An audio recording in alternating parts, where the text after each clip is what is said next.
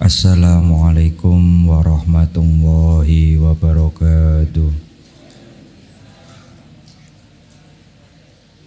Alhamdulillahi rabbil alamin, hamdan wa sana'an laka ya Allah, salatan wa salaman laka ya habib Allah, wa ala alika wa ashabika ya khaira khalqillah, laka ya rasulan wa wali jami tabatinaka ya habiban wa haqiqatan min ladun adam ila yaumil qiyamah. Wa nahusu hususan ila musannif hadal kitab Syekh Imam Abu Hamid Al-Ghazali, Muhammad Al-Ghazali, Syekh Imam Nawawi Al-Bantani qaddasa wa sirrahum, radiyana wa lahumul Fatihah. A'udzu billahi minasy syaithanir rajim. Bismillahirrahmanirrahim. Alhamdulillahi rabbil alamin, arrahmanir rahim, maliki yaumiddin. Iyyaka na'budu wa iyyaka nasta'in, ihdinas siratal mustaqim, siratal ladzina an'amta 'alaihim ghairil maghdubi 'alaihim waladdallin. Amin. Litaqrubina ila wa limahabbatina ila rasulillahi sallallahu alaihi wasallam, li salamatina fid dini wad dunya wal akhirah, li qadaiduna li qada hajatina min hawaijid dunya wal akhirah, li taisi arzaqina halalan thayyiban mubarakan katsiran wasa'ah, li sihhati jasadina qulubina muradina, li taf'il balaya wal mihan wa fitam wa asqam, walimana fina libadina wa jiwarina wa asdiqaina wa jamil muslimina wal muslimat wal mu'minina wal mu'minat al ahya'i minhum wal amwat, wa li'izil islam wal muslimin bijudika ya Allah, bi syafa'atin nabiyyika ya Allah, bi barakati aulika ya Allah, wa bi asraril Fatihah. A'udzu billahi minasy syaithanir rajim. Bismillahirrahmanirrahim. Alhamdulillahi rabbil alamin, arrahmanir rahim, maliki yaumiddin. Iyyaka na'budu wa iyyaka nasta'in, ihdinas siratal mustaqim, siratal ladzina an'amta 'alaihim ghairil maghdubi 'alaihim waladdallin. Amin. Alhamdulillah kita dapat berkumpul kembali. Alhamdulillah kita dapat ditakdir kembali oleh Allah Subhanahu wa taala sehingga kita dapat mengaji kembali kitab Bidayatul Hidayah karangan Syekh Hujatul Islam Imam Abu Hamid Al-Ghazali. Semoga ngaji pada malam hari ini dapat menjadikan ilmu kita bermanfaat fid dini wad dunya wal akhirah. Allahumma amin. Baik, kita masih melanjutkan mengenai adab wudu dalam kitab Bidayatul Hidayah nggih. Qala al-musannif rahimahullah ta'ala wa masana bi asrarihi wa fadalaina min barakatihi wa bikum amin.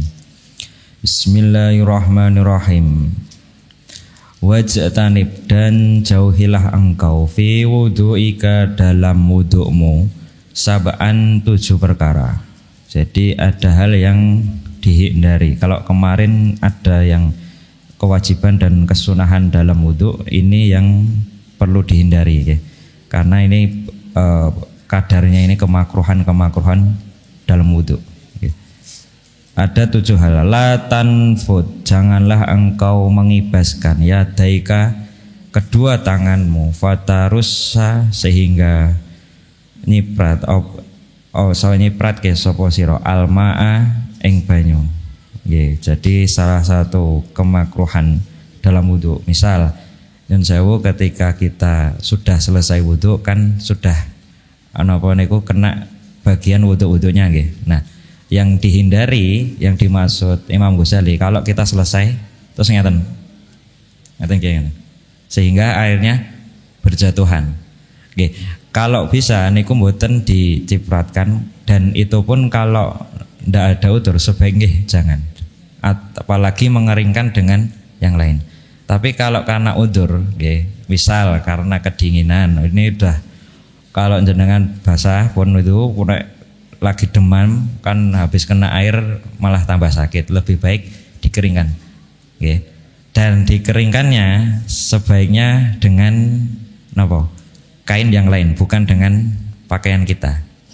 Misal saya ada handuk, dengan setelah wudhu, misal kedinginan ada udur, mau mengeringkan, sunahnya dari kiri, sal tangan kiri.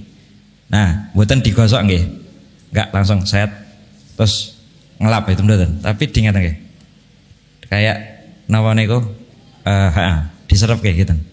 Niku kalau mau ngerengke bekas air wudhu. Kalau kita lagi ada udur.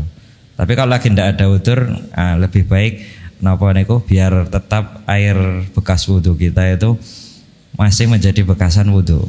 Karena nggih, kenapa kok menekankan napa itu Imam Ghazali menekankan ada bekasan wudhu dalam di tubuh kita. Jadi air niku kan simbolnya rezeki. Sebagaimana kita memperoleh rezeki yang halal tentunya dan ilmu yang bermanfaat sebagaimana air, tentu ketika itu membekas dalam diri kita, dalam hidup kita untuk kebaikan yang lebih lanjut, tentu kita nggak mungkin nolak. Termasuk hatta ketika iktibar tentang wudhu itu menghilangkan dosa-dosa kita lewat tetesan air bekas wudhu kita. Nah karena nggih niku jangan bahasanya kan misal itu kita yakini nggih air itu tetesan dosa itu terus sebar ke kemana-mana kan nggih enggak juga kan. Tapi ya lebih baik dihindari sebagai bentuk kesunahan. Niku yang dalam hal kemakruhan yang pertama. Lajeng wala taltim, janganlah engkau mencelupkan wajahmu wala roksaka, kepalamu bil ma'i, ke dalam air, latoman dalam satu celupan. Nggih, sebagaimana kita tahu nggih kalau mau wudu kan diambil baru untuk wajah dan kepala, bukan dimasukkan langsung kepalanya kan mboten. Nah itu nggih dimasuk dengan kemakruhan. Nggih. Wala tatakallam, jangan engkau napa berbincang-bincang fi asnail wudu, di tengah-tengah melaksanakan wudu. Sedang wudu ngajak obrol yang lain. Saking pundi Pak? Oh nggih niki jamaah napa mboten napa dari mana kan nggih. Kecuali kalau ada urusan yang penting gitu. Karena Kanjeng Nabi ya pernah bincang itu ketika lagi junub, ketika Fathu Makkah, berarti ada urusan nggih. Pokok dalam kemakruhan ini juga lihat situasi dan kondisi nggih. Nah, itu yang kemakruhan ketiga. Selanjutnya wala tazid, dan jangan engkau menambahkan fil husli dalam basuhan ala salah sati marrot. Nah, ini kemungkinan Bapak Ibu sudah kenal termasuk makruh kalau menambahi basuhan lebih dari 3 ya. 1 kan wajib ya. Kalau 2 niku masih dianggap masih kurang. Kalau 3 itu baru sesuai sunnah. Nah, baru kelebihannya itu yang masih dianggap kemakruhan. Cuman nggih harus diketahui juga nggih. Jadi di Syarah Bidayatul Hidayah itu disebutkan kalau kita misal yang sewu kita mau jamaah, sudah mau berakhir jamaahnya dan kita belum wudu nggih. Terus kita karena tahu udah ngaji, harus sunnah ini, harus bismillah ini, kalau baca ini basuh ini bismillah. Terus kita mengikuti sunnah yang ini, tapi kita mengabaikan sunnah yang lebih utama, sholat jamaahnya. Malah lebih baiknya ya sudah 1 kali mawon, tapi yang penting saged jamaah. Daripada kita kelamaan wudu harus 3 betul-betul, tapi malah enggak berjamaah kan. Ya itu makanya situasi kondisional. Dan nama nggih makruh senamanya kesunahan itu kan masih aspek-aspek kita memilih. Beda lagi dalam hal keharaman dan apalagi dalam hal kewajiban. Nah itu nggak bisa ditawar kalau soal itu. Bahkan dan kalau jenengan dalam kondisi airnya memang sedikit, entah itu dipakainya atau untuk minum, lebih baik cuman 1 kali, ndak usah ngikuti sunnah yang 3 kalau airnya memang sedikit. Makanya saya ada niku rencang yang niku ketika perjalanan kan, kalau misal di perjalanan belum bisa nemu masjid dan lain, beliau punya botol minum aqua niku sudah masuk waktu sholat, karena ini tuh air juga untuk minum, dia tahu itu masih bisa buat wudu, ini pun ya diminum ya napa di untuk berwudu. Itu pun cuma yang wajib, cuma misal wajah sekali, napa nih, tangan kiri kanan sekali, napa kepala kan cuman ngusap, kaki juga napa sekali saja dan tidak perlu banyak-banyak kan. Bahkan beliau ngomong botol minum itu cukup bos kalau cuma untuk wajibnya wudu karena ya masih buat minum dan lain-lain kan. Itu berarti kondisional ya dalam hal itu dalam hal kesunahan. Jadi kalau kita memang sudah bisa mengepaskan 3 kali ya, nah itu pun susah sunnah. Kalau kelebihan itu yang makro karena itu memboroskan air. Wala tuh termasuk juga di keterangan di sini, meskipun air kita melimpah ya, entah di kita itu wudunya di sumber air yang melimpah, bahkan di danau yang besar atau sungai mengalir deras, itu lebih baik tetap 3 kali, jangan berlebihan menggunakan air ya. Karena disebutkan lagi wala tuksir, jangan engkau memperbanyak sobal ma'i, penggunaan air min ghairi hajatin, dari tanpa kebutuhan. Nah, kebutuhannya untuk mengusap wajib dan sunnah itu cukup. Tapi kalau yang lain-lain jenengan wudu, sekalian saja ngusap yang lain kan tidak bagus itu. Misal mau ngusap tangan sampaikan ke kelek atau ini semuanya kan beda cerita gitu. Apalagi yang makin makruh itu bimujarrodil wasfasi, karena ada semacam wasfas. Itu yang kadang-kadang diperhatikan. Sering kita niku wudu ada wasfasnya Bapak Ibu. Kita sholat kadang ada wasfasnya. Ini rokaatnya udah kena belum? Ini saya wudu ini udah kena semua belum? Ini airnya najis apa enggak najis gitu. Nah, itu masih sering terjadi di kita sendiri gitu loh, ketika kita melaksanakannya ya.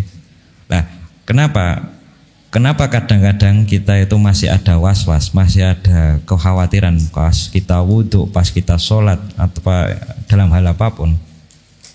Karena ngeten, Imam Ghazali menambahkan falil muwaswasina, bagi orang yang terkena was-was syaitonun utawi setan, ada setan yadhaku yang mempermainkan bihim kelawan mereka. Yuqalu disebut lahu, bagi setan itu al-walhanu, setan walhan. Jadi Imam Ghazali menambahkan ada satu setan yang itu konotasinya itu mengganggu kita, memberikan was-was dalam hal wudu, itu yang dinamakan walhan itu. Nah, makanya kan gini, kita kan masih sering ya kalau mau wudu, ini sudah 3 kali atau belum, ini baru 1 kali atau belum, itu banyak hal ya. Sehingga kadang-kadang kita kelamaan wudunya atau malah sering menyepelekan wuduna, yang penting teles kabeh kan ngoten. Banyak hal kayak gitu. Apalagi yang penting nopo reko rukunnya kelaksanaan, itu ada gitu. Nah, itu kan walhan. Nah, di Syarah kitab Bidayatul Hidayah, Imam Nawawi Al-Bantani bahkan menambahkan gitu. Wa dzakaru bahatuhum anna ili iblisa tis'ata minal waladi likulli minhum ismun wa amalin. Itu satu setan yang nanti tugasnya namanya mempermainkan manusia dalam wudu ya. Bahkan para ulama menandai si iblis itu yang kita tahu penglaknatullah itu dengan menggoda manusianya, itu punya 9 anak, punya nama sendiri, punya tugas sendiri. Nah, ini biar itu kita juga nyun sewu makin, karena kadang-kadang kita itu lebih kenal dengan hal-hal yang harus kita laksanakan dalam ibadah, tapi kadang lupa sama pengganggu ibadahnya. Salah satu penyebab ibadah kita rusak atau kita nyun sewu sering melanggar perintah Allah itu kan Allah menciptakan ada makhluk namanya setan. Setan itu kan sifatnya jauh dari Allah. Bahkan makanya ketika orang punya sifat setan itu jauh dari Allah, ada jin yang menjauhkan manusia dari Allah, namanya setan gitu. Lah iblis ini ada sekian 9 anak yang punya tugas. Nah, ini disebutkan contoh ya. Ada setan namanya apa? Khonzab, ada yang nyebutnya khinsib. Dia yang bikin was-was ketika sholat. Itu yang pertama. Terus yang tadi walhan itu dalam hal ibadah. Kalau mau jujur itu kan perkara yang paling sepele. Bahkan kita kadang sering tidak sadar sama mereka. Misal kita ngibadah sholat, oh yang penting saya sholat apa? Yang penting saya wudhu. Tapi ketika kita ngalami sendiri pas wudhu, pikiran masih kemana-mana. Apalagi terus kita kaki ibadah, kita kadang lupa rakaat, kadang masih lupa kita lagi sholat gitu. Nah yang sholat itu tadi dalam hal ibadah namanya khinzib. Terus yang sesuci itu perkara walhan. Karena kalau ciri setan itu mulai sukses, ada kita dirusak dulu bersucinya. Kita nggak tahu mana najis, mana ndak suci, mana ketika kita berhadas atau ndak berhadas. Bahkan ada hadis itu lebih, kalau kita yang Allah berfirman sama Nabi Musa, kalau kamu ketimpa musibah dalam keadaan tidak suci, yang pantas disalahkan itu kamu sendiri. Berarti itu menunjukkan ketika kita dalam kondisi wudhu masih ada suci dari hadas, itu dalam rangka kita menjaga diri dari keburukan, bahkan menjaga diri dari hal-hal yang merusak. Makanya kan ini setan kunci gitu loh. Yang satu ganggu sholat, satu ganggu wudhu. Ada lagi yang nomor 3. Ini sampai rinci sampai 9-9-nya disebut di sarahnya di Marokil Ubudiyah. Nomor 3 ada setan namanya Zalanbur. Dia setan yang biasanya fikul lesuk yuzainul libai al-lagwi wal khalfi al-katib. Dia yang ganggu manusia di pasar. Yang kita tahu pasar sering tipu-tipu.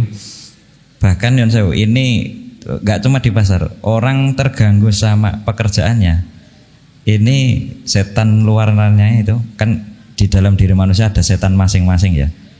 Tapi ada juga yang penguatnya dari luar. Nah, hal-hal yang berhubungan sama kehidupan kita dalam hal aspek ekonomi kita kan sering melalaikan gitu loh. Ketika sholat kita malah ngurusi uang kita kepikiran pekerjaan kita. Nah ini kan pun cocok itu, ada khonzab, ada zalanbur gitu. Nah, makanya bahkan kan orang melakukan keburukan dalam pekerjaannya harusnya nyari halal malah nyari haram, hanya perkara ekonomi lagi, perkara makan lagi, perkara dia memenuhi kebutuhannya, itu pun diganggu. Nah itu apalagi 4 al-awar, setan zina ada. Mungkin kita tahu banyak hal keburukan itu kita bikin tersangkanya kan setan, tapi setan sendiri kan cuma ngompori, pelakunya tetap kita gitu loh. Ya udah, yang dia cuman provokator, kita yang kena getahnya. Nah yang awar ini bahkan lebih halus. Dia kayak bahkan pernah saya kerincannya tuh gini, setan yang mengarah zina itu kan sebenarnya kayak gini, dia cuma ngarahkan mata kita kepada hal-hal yang nyun sewu sifatnya sepele.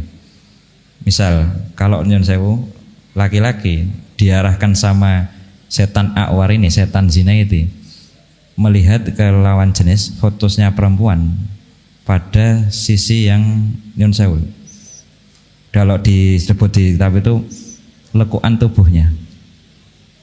Makanya nyon sewu cuma sebatas lekuan tubuh saja, entah nyon sewu perempuannya tertutup tidak tertutup, tapi setannya itu ngarahkan kita lihat ke situ terus mikir aneh-aneh. Makanya kan entah tua entah muda itu pasti kalau matanya ngarah ke situ pasti hal-hal yang bersifat syahwat dan hal-hal yang apapun itu dikuatkan sama setan. Padahal kita kadang sengaja tidak sengaja. Makanya kan pentingnya menjaga pandangan gitu. Enggak sekedar nundukkan tok. Kadang nundukkan tok masih mikir aneh-aneh kan gitu. Lah nggih, nundukkan lihat lekuan lagi sama saja kan gitu. Tapi gitu, kalau menjaga pandangan kita ya tetap membentengi diri dengan keyakinan yang kuat. Bahkan kalau kita dalam keadaan wudu kan mikir-mikir mau nyentuh dan lain-lain kan gitu. Apalagi nomor 5 setan wasnan. Wasnan itu sampai dia syaitonun naum, setan tidur. Nah ini pasti akrab sama kita yang bikin kita males. Waduh sudah adzan tapi saya belum tidur. Wah sudah mau maghrib tapi saya ngantuk. Wah habis subuh nanti kerja kalau mau kerja tidur dulu kan banyak hal gitu. Setan malas-malas itu kan. Bahkan dia juga sering bikin kita itu melek seharian, melek semalaman. Biar napa subuh kita ketinggalan. Kan orang bisa itu melek dari jam habis maghrib sampai jam 3. Baru pas mepet subuh ngantuknya lebih berat gitu. Lah niki jangan-jangan kita sering masih gitu. Nah, ada lagi yang setan nomor 9. Ini pokok dibahas aja dulu. Siapa tahu kita kenalan sama mereka, lebih sering ketemu mereka gitu. Tadi ada Khonzab, ada Walhan, ada Zalanpur, Awar, Wasnan. Ini setan tabar. Dia setan musibah yang kadang-kadang bikin kita ketika ketimpa musibah pasti lebih banyak mengeluh, bahkan nggak terima sama takdirnya Allah gitu.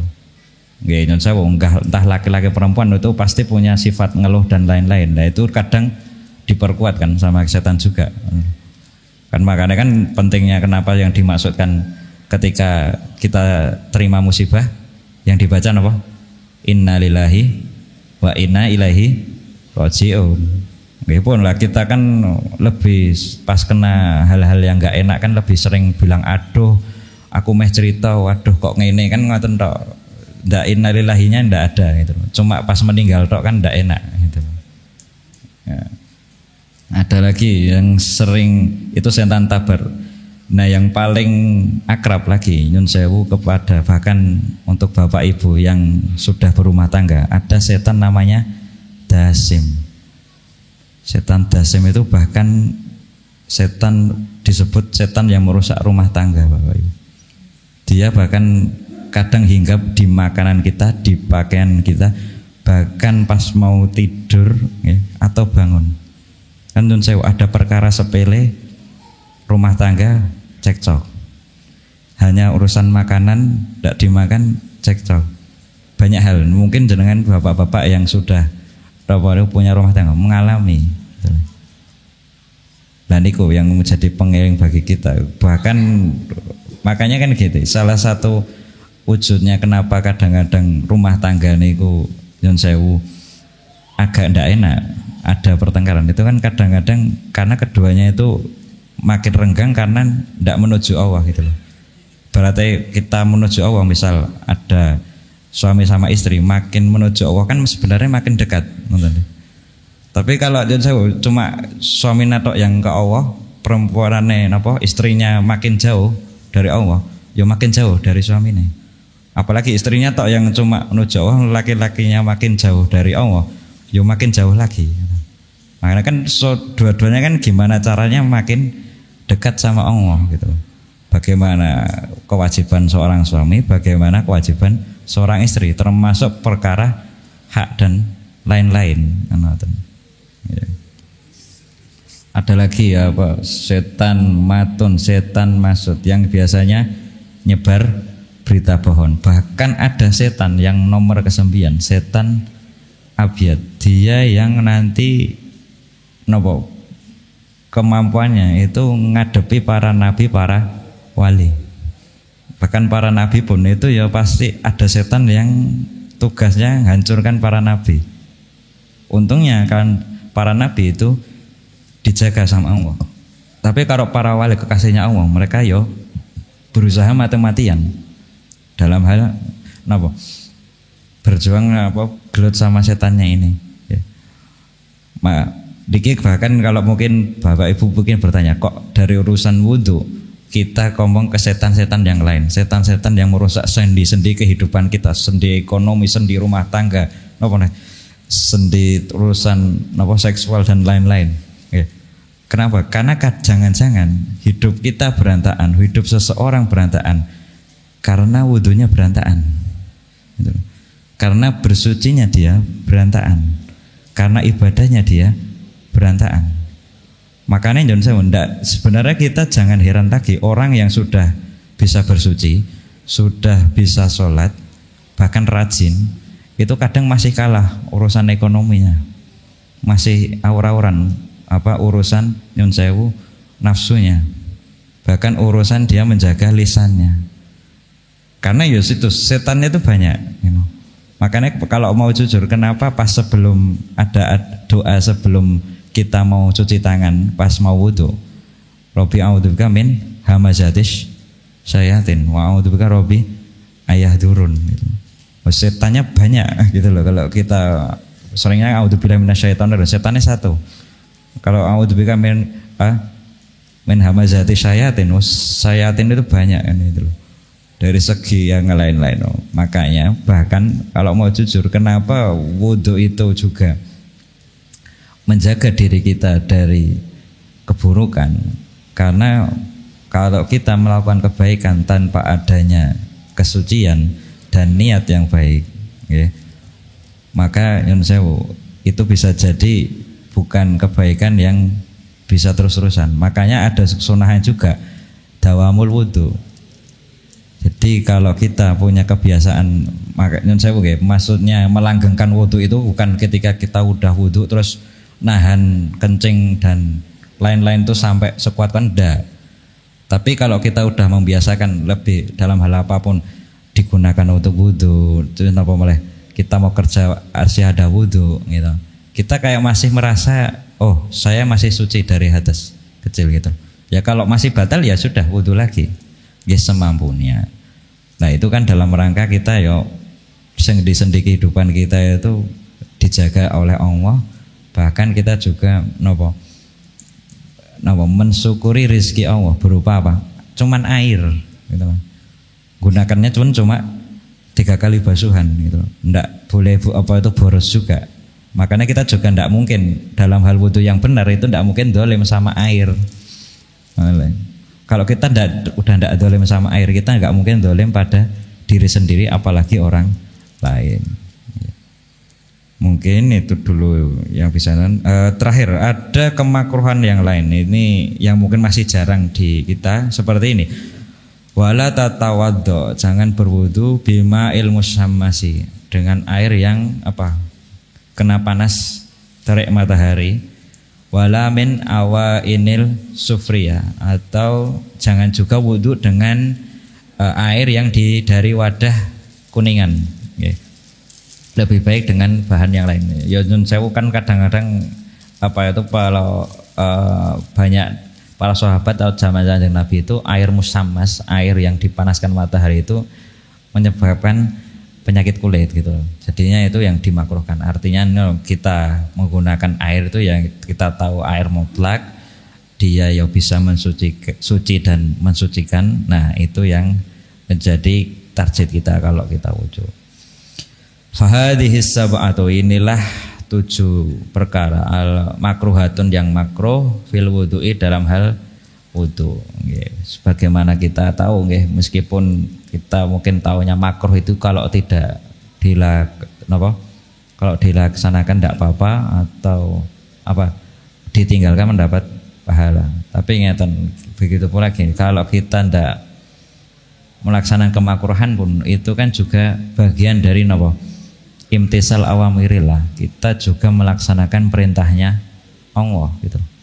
Padahal mungkin kita cuman menghindari ini aja itu. Kita enggak menghebatkan, cuman enggak ngomong saja dalam wudu itu sudah melakukan perintah Allah gitu.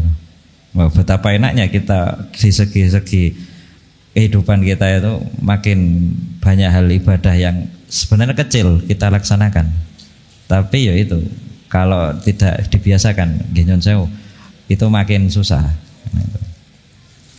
Terakhir dalam hal adab wudu, wa fil khobari, ada hadis yang menyebutkan gini, Annaman dzakarallaha 'inda wudu'ihi taharawwahu jasadahu kullah.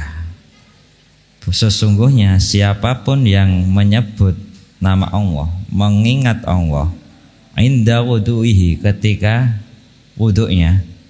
Makanya kan Imam Ghazali merinci setiap basuhan atau anggota yang wajib dibasuh zaman wudu atau diusap, itu ada doanya masing-masing. Kenapa? Hadis ini menyebutkan taharawwahu jasadahu kullahu. Allah yang akan mensucikan seluruh tubuhnya, kullahu, seluruhnya. Nah, kita mungkin tahu kenapa kok itu enggak kayak mandi yang seluruhnya kena air. Ini cuman wudu. Yang cuman wajah, tangan, kepala, kaki, kuping dan lain-lain itu cuman dibasuh saja. Tapi dari situ yang kita wudu, kita ingat Allah dan untuk Allah, Allah yang mensucikan kita seluruhnya, zahir batin gitu. Tapi terus bagaimana dengan wa man lam yadhkurillaha lam yadhur minhu illa ma asobahul. Kalau kita enggak mengingat Allah, nggih wudu-wudu saja, lam yadhur, maka tidak suci darinya illa ma asobahul, kecuali bagian yang kena air. Ya, kita tahu mungkin yang kita wajib itu basuh kan cuma wajah, tangan, kepala sama kaki. Tapi kan ada sunah-sunah yang lain. Bahkan pada momen-momen membasuh itu ada doanya, ada ingat Allahnya. Kalau mungkin kita masih kelupaan doanya, atau kita pas wudhu itu lupa menyebut nama Allah, lupa ingat Allahnya, cuman wudhu saja, sementing niat, sementing tertib, ya masih katakanlah mungkin seluruhnya ndak suci, tapi ada bagian-bagian yang kena air, itulah yang nanti jadi pensuci bagi bagian yang kena air itu. Maksudnya tetap Allah bisa mensucikan kita, meskipun cuma tangan kita, cuma wajah kita, cuma kepala kita gitu. Karena gini, dengan wasilah air itu, yang mana air itu sudah disebut oleh Allah, diturunkan dari langit, dikeluarkan dari bumi sebagai rizki. Enggak cuma rizki kan, enggak cuma problem kita bisa makan, minum atau tidur, tapi bersuci pun itu juga bagian rizki. Maka bagaimana kita wudu itu juga mensyukuri rizkinya Allah. Kalau mensyukuri rizkinya Allah, maka menggunakannya sesuai dengan ketentuannya Allah, sesuai dengan aturannya Allah. Mungkin itu dulu yang bisa saya sampaikan.